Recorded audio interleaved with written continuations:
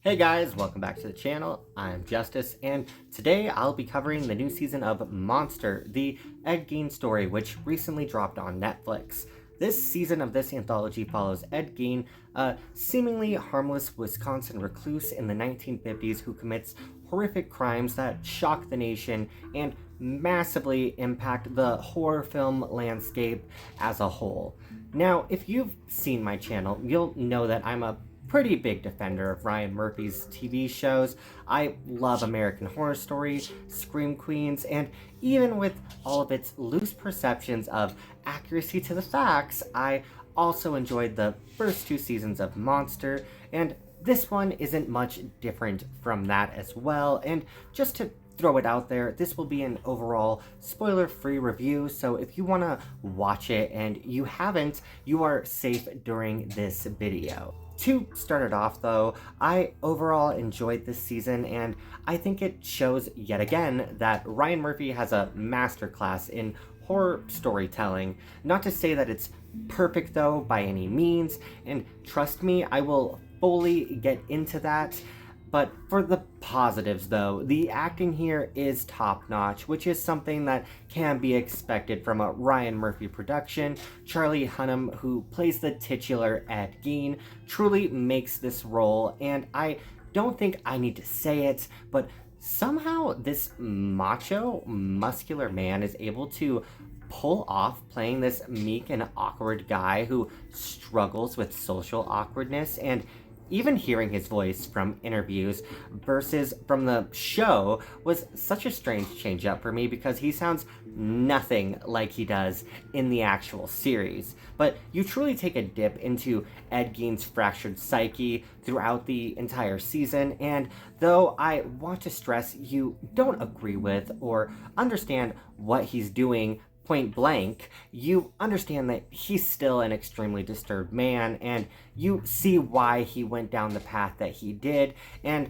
Hunnam plays it all off extraordinarily well. Also, mark my words, Addison Rae, who plays Ed's love interest, Evelyn Hartley, is going to blow the fuck up. Addison truly owns the screen throughout the entire season. She too has a taste for the darkness in life, and as the series rolls out, you discover she may be pretty sick and twisted herself, so you understand why she fell under his spell and for him in the first place, and it was easily one of my favorite side characters in the entire season. And to talk about the horror that you have here, out of the 3 seasons, this one I'd say leans the hardest into the horror camp. The first season Dahmer danced with the genre, and then season 2's The Menendez brothers took more of a thriller approach. This one I'd say goes full-blown horror, and I understand why they took this route with the story. Ed Gein, after all, did inspire some of the most influential and groundbreaking films of the genre, a few of the biggest being Psycho, Silence of the Lambs, and Texas Chainsaw Massacre, and the series isn't afraid to show you how influential this real-life crime was for these fictional movies. They place Ed Gein's character from scenes directly taken from the movies, recreating some of the most remembered scenes from those said films. And they show montages of the films being created, giving you a recreated behind-the-scenes look for Alfred Hitchcock and Tobe Hooper, both working on their respective films, and admittedly, it was fun seeing these scenes recreated that I've read about over the years, as many horror fans have, especially the one about how Tobe Hooper even came up with the idea for Texas Chainsaw Massacre in the first place. And if you don't know, it's just a fun factoid. When he came up with the idea, Tobe Hooper was standing in line at a mall when he saw a display of chainsaws and immediately began thinking that if he were to rev up one of those chainsaws, he could really mow through that line pretty quick, couldn't he? With all that in mind, this season, for better or worse, is more of a love letter to the genre rather than depicting a true crime, and shows how true crime affected the horror landscape. And as for the gore in this, I'd say it's especially gruesome because they do show a surprising amount of it on screen. And if you know even anything about Gein's crimes, you'll know that he did some truly gruesome and horrific things with the bodies of his victims, and bodies he'd robbed from graveyards that seemed to be something from an extremely twisted horror flick. But no, they were all too real. There's a reason why this man was nicknamed the Boogeyman after all. But you see him fillet these people like they're nothing more than meat, turn their skin into suits and masks, and he even goes as far as to turn some of them into furniture. It was stuff that even disturbed me at times, and I usually have a fairly high tolerance. I pretty damn desensitized when it comes to most things. I've watched so many of these movies, it's bound to happen after a while. Even with all that in mind though, it was still stuff that even disturbed me at times, and at one point, don't ask me why I thought it was a good idea, but I was trying to eat during the show and I had to stop because I fully lost my appetite, and I would say it fully succeeded in making me uncomfortable, man. But if you're into schlocky dramas and gore, you'll enjoy this, and if you're not, I'd say avoid this like the plague, which will lead into my negatives. The new area I live in is pretty damn loud, huh? But onto my negatives and the huge elephant in the room, as I was trying to say. Ed Gein was a very real person, and there's something extremely gratuitous about turning this disturbed man's very real and very horrific crimes inflicted upon real women into a schlocky television series.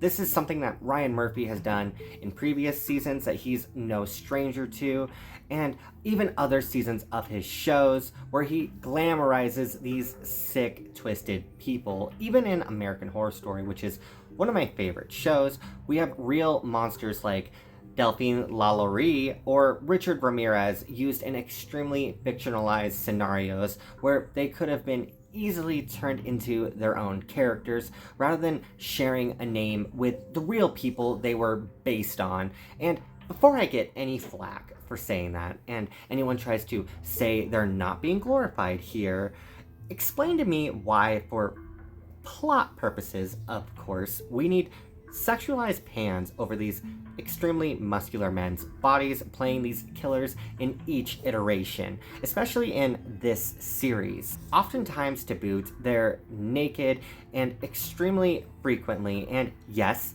as a gay dude, I'll fully admit they are nice men to look at, but there's something unsettling and not in a good way to sexualize these monstrous people and have them played in a hyper-sexualized manner. Even in the opening minutes of this season, we see Ed yanking it in his mother's bra and panties before being stripped down and having to walk around the house naked, with full shots of man-ass in tow, because of course this is a Ryan Murphy show after all. There really isn't much reason to have this much nudity, especially when you are showing your main character. Why are we trying to show this really gross man as being very sexy when I don't think that was even something that was tied to him in the first place? Couple all this with the fact that this is supposed to be a recreation of a real life crime, and when you boil it all down, it's really not. They use the names of the real people, but a lot of what they do is entirely fictionalized here.